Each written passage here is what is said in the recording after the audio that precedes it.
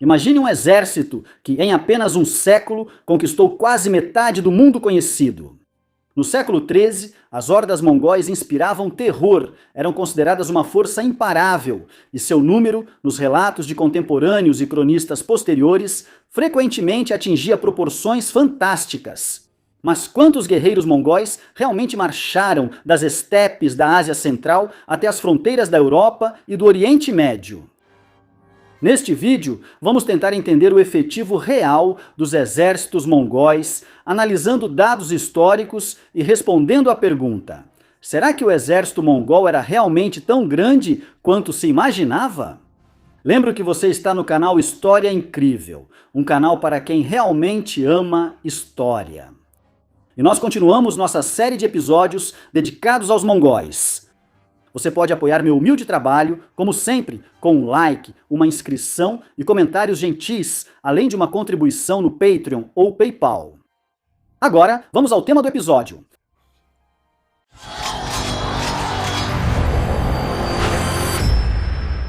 No começo, os exércitos mongóis eram formados principalmente por homens da própria tribo. Os guerreiros mais habilidosos eram escolhidos para o Keshik, guarda pessoal dos chefes e comandantes militares.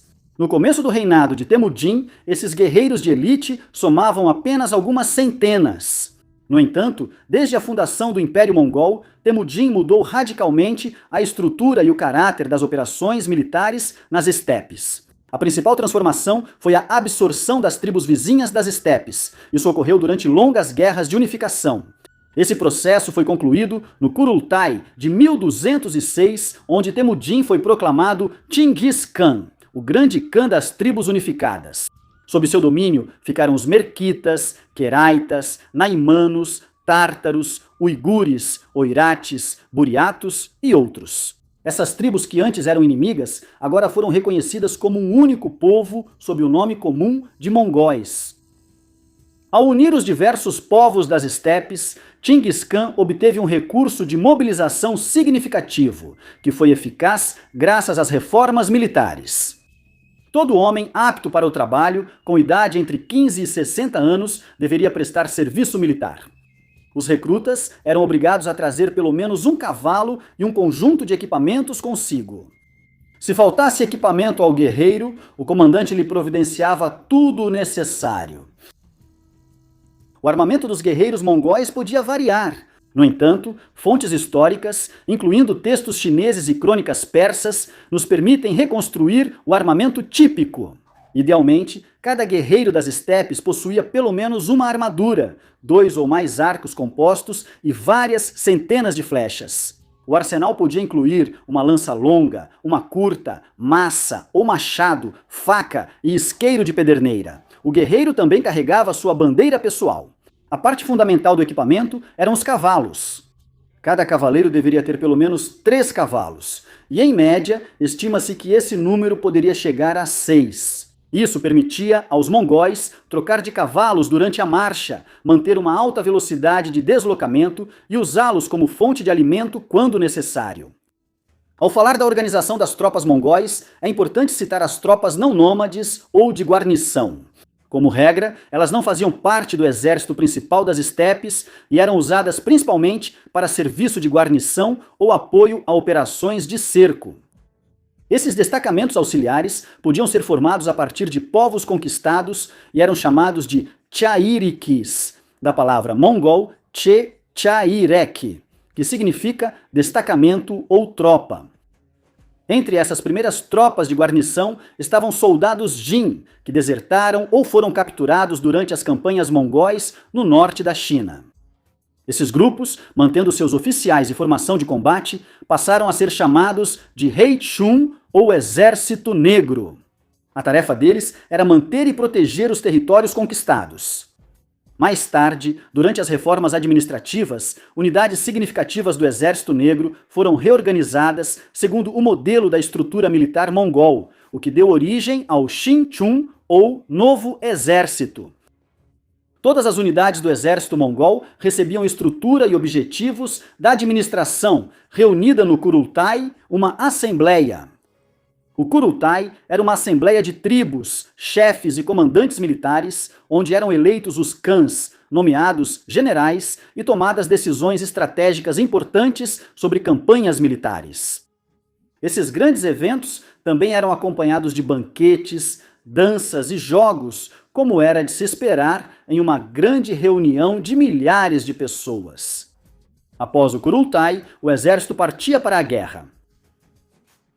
O exército era organizado pelo sistema decimal, onde a menor unidade de combate era o Orban, um grupo de 10 homens sob o comando de Orban Nayon. As unidades geralmente eram compostas por arqueiros montados, que em alguns casos eram complementados por cavaleiros pesadamente armados, usados no combate corpo a corpo.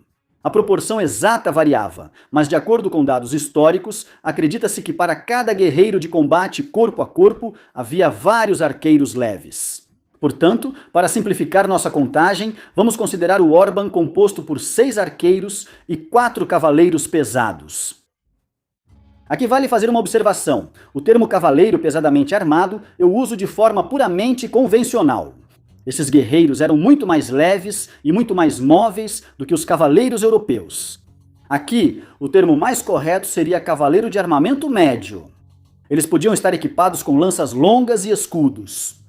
A proteção deles era garantida por um capacete de metal e uma armadura feita de placas metálicas unidas por tiras de couro. Cada guerreiro normalmente tinha consigo, em média, cerca de 6 cavalos de montaria, o que totalizava 60 cavalos por Orban, sendo a maioria éguas.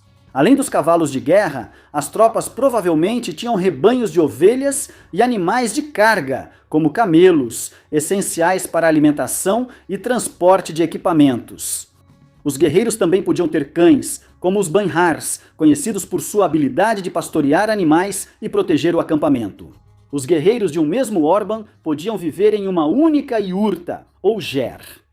Ela podia ser desmontada e transportada em uma carroça, presa a um dos animais de carga.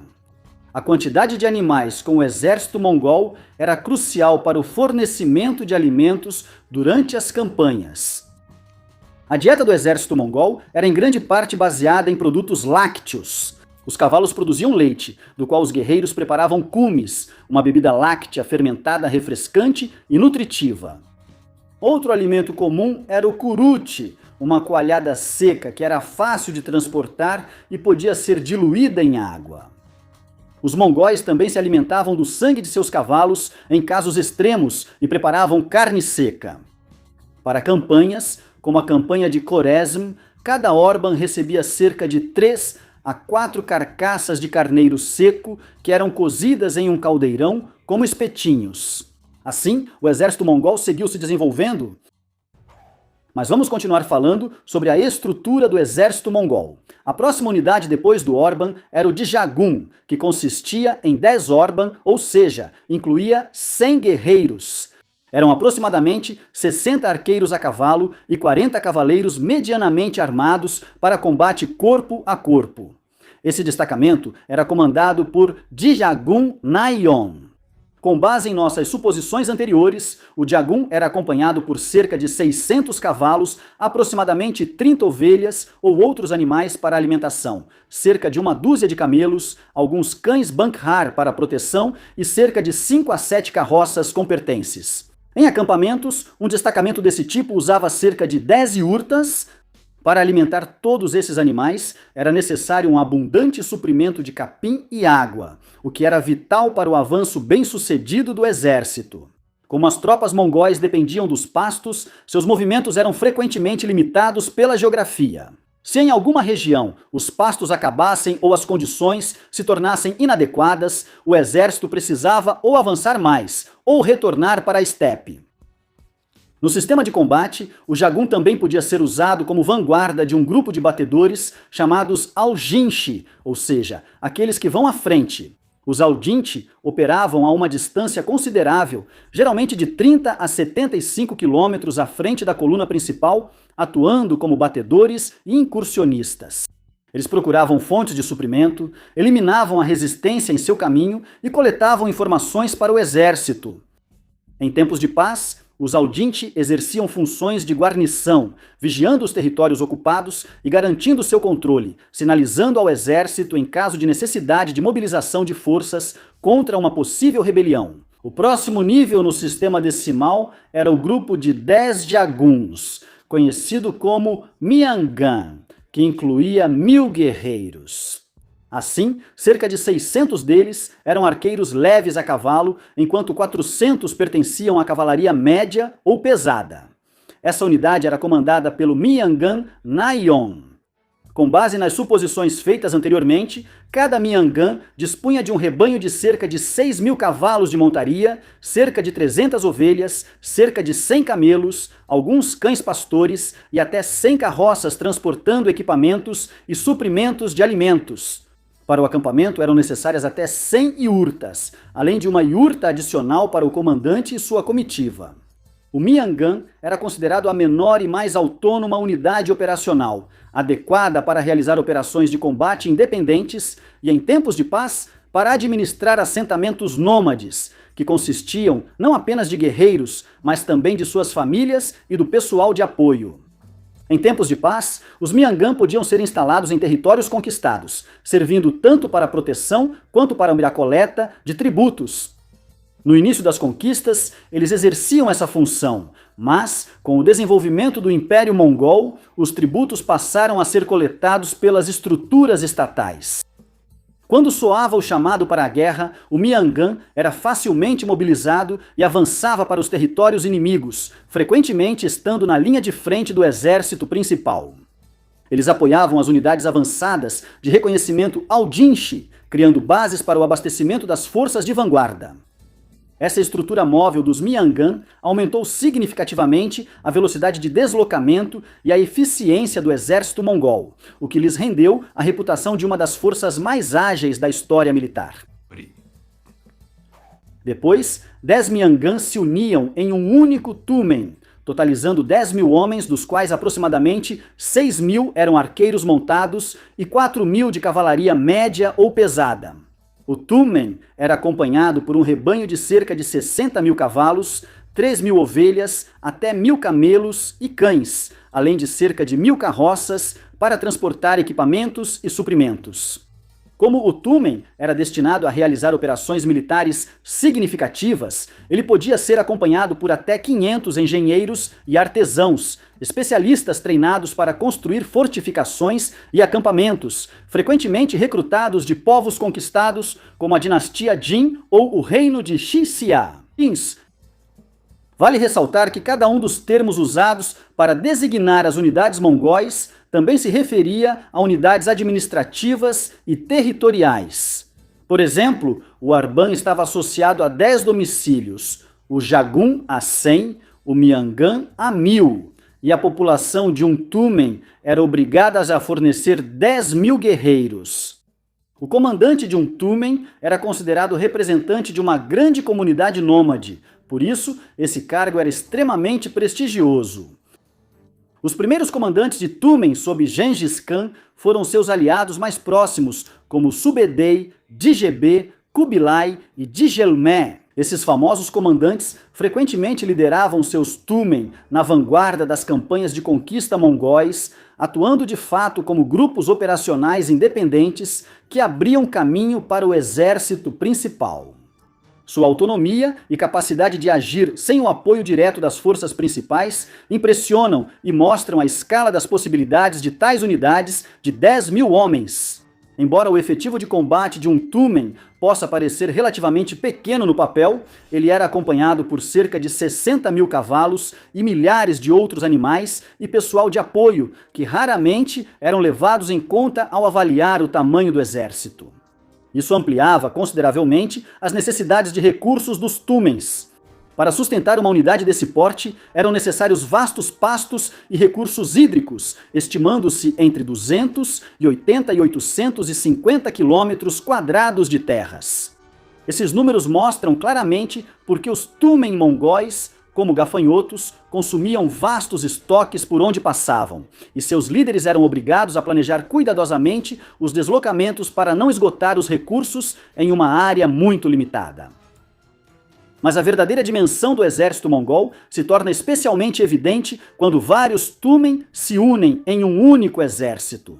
Por exemplo, 3 tumen já somam cerca de 30 mil guerreiros, dos quais cerca de 18 mil são arqueiros montados e 12 mil são outros tipos de guerreiros. Cavaleiros médios e pesadamente armados. Uma unidade dessas era comandada por um noyon nomeado pelo Khan, que possuía considerável autoridade e a capacidade de distribuir cargos de comando entre os vassalos subordinados. Para sustentar esse exército, eram usadas até 180 mil cavalos, cerca de 9 mil ovelhas, 3 mil camelos e aproximadamente 3 mil carroças, além de um grande número de iurtas. Além do exército, juntava-se pessoal auxiliar, incluindo engenheiros. Se falarmos sobre o número total de todo o exército mongol durante o reinado de Chinggis Khan, ele varia nas fontes históricas. São mencionados números de 500 a 600 mil guerreiros. Mas é difícil dizer o número exato, devido à falta de estatísticas confiáveis e à contradição dos dados. Considerando que toda a população masculina mongol estava em serviço militar, isso é cerca de 15 a 20% da população total nômade, que, segundo diferentes estimativas, varia de 700 mil a 1 milhão de pessoas. Assim, as estimativas mais fundamentadas nos levam ao número de 100 a 130 mil guerreiros. Muito provavelmente, o exército mongol geralmente não permanecia unido, mas se dividia em partes menores para facilitar o abastecimento logístico e manobrar com mais facilidade ao redor dos inimigos. À medida que avançavam, os mongóis montavam um acampamento noturno. Para evitar ataque surpresa, as tropas se posicionavam ao redor da tenda de comando, formando um círculo interno de proteção. A tenda central do comandante, segundo as fontes, ficava a uma distância de cerca de 400 a 600 metros das outras tendas. Somente a guarda e o pessoal autorizado podiam entrar nela. Ao redor desta tenda central ficavam as demais partes do Tuman, provavelmente de acordo com sua estrutura decimal. Segundo nossas suposições, a área do acampamento circular do Tuman era de aproximadamente 2 km². Um acampamento com cerca de 1,6 km de diâmetro podia ser atravessado a pé em 20 minutos ou a galope em 2,5 minutos. Também é importante notar que a área real do acampamento aumentava significativamente devido aos pastos necessários para os enormes rebanhos que pastavam nas proximidades. Quando chegava a hora de seguir em frente, a ordem era dada por toques de tambor. O primeiro toque significava preparar os cavalos. O segundo, desmontar as iurtas e formar a coluna. E o terceiro, iniciar a marcha. A formação principal era uma coluna central reunindo o corpo principal do exército, os quartéis generais dos comandantes dos tumanos e as carroças de suprimentos. Os flancos eram protegidos por destacamentos especiais que se moviam paralelamente à coluna central. Eles também podiam se desdobrar para os lados para proteger o exército de possíveis emboscadas. À frente da coluna principal iam as vanguardas, e atrás a retaguarda de proteção. Ainda mais à frente moviam-se destacamentos adicionais de batedores e patrulhas. O rigor desse esquema de movimentação do exército mongol dependia muito da decisão do comandante, assim como do relevo do terreno e do nível de ameaça por parte do inimigo. O exército principal, com todos os seus elementos, avançava relativamente devagar, pois os animais precisavam de tempo para pastar. E as unidades do trem de bagagem tinham que acompanhar o ritmo geral. O exército avançava cerca de 25 km por dia, ritmo similar ao de uma tropa a pé. A velocidade e mobilidade dos mongóis vinham do uso de colunas volantes formadas por pequenos destacamentos de cavalaria leve que se moviam rápido e sem bagagem. Essas colunas podiam avançar distâncias superiores a 100 km por dia, deixando o exército principal muito para trás e criando a impressão de um avanço relâmpago. Esses destacamentos volantes eram usados para ataque surpresa, reconhecimento e criação de posições avançadas, o que permitiu ao exército mongol se tornar famoso por sua rapidez e capacidade de alcançar rapidamente as linhas inimigas. A seguir, vamos analisar como eram as ações das forças mongóis em combate. Uma das táticas mais conhecidas era a formação em forma de meia-lua ou pinça. No centro da formação ficavam os guerreiros mais experientes, garantindo a solidez da linha. e nos flancos destacavam-se as unidades móveis de cavalaria leve, destinadas a contornar e envolver o inimigo. O objetivo principal muitas vezes era cercar e dividir as forças inimigas.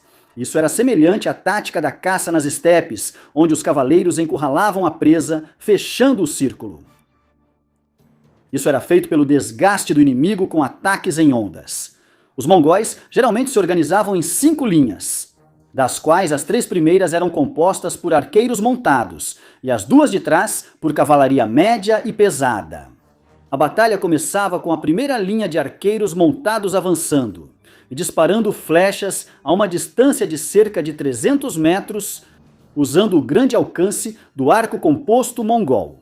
Os disparos realmente ganhavam força a uma distância de 50 a 70 metros do inimigo. E então os arqueiros faziam uma curva e retornavam para a linha principal. Logo depois, a próxima onda avançava, criando um fluxo quase contínuo de disparos. Após a terceira onda de arqueiros a cavalo, o inimigo geralmente ficava em estado de choque. E isso abria caminho para o ataque da cavalaria pesada, que caía sobre o inimigo enquanto ele ainda estava desorganizado. Se o inimigo mantivesse a formação, os mongóis podiam recorrer a uma retirada fingida, uma manobra que eles haviam aperfeiçoado até a perfeição. Eles recuavam às vezes por vários dias para atrair o inimigo e destruí-lo no momento certo. Se o inimigo não caísse nesse truque, os mongóis usavam outra tática psicológica. O cerco era feito deixando uma pequena passagem para a retirada. Esse caminho de fuga muitas vezes levava o inimigo a fugir. Assim que começava a retirada em massa, os mongóis atacavam o inimigo, aproveitando a confusão para destruí-lo sem dificuldade. Essa tática imobilizava, cansava e desmoralizava os adversários, reduzindo ao mínimo suas chances de resistência bem-sucedida. Os mongóis criaram um dos exércitos mais eficientes da história, baseado em uma organização rigorosa e decimal, além de uma mobilidade única. Eles combinavam cavalaria rápida com o poder destrutivo do arco composto. Suas campanhas militares exigiam logística detalhada, habilidade no gerenciamento de recursos e disciplina, o que garantia autonomia e independência ao exército. Como resultado, o exército mongol não apenas conquistou vastos territórios, mas também estabeleceu um novo padrão na arte da guerra. Bom, por hoje é só. Obrigado por assistir e nos vemos no próximo episódio. Tchau!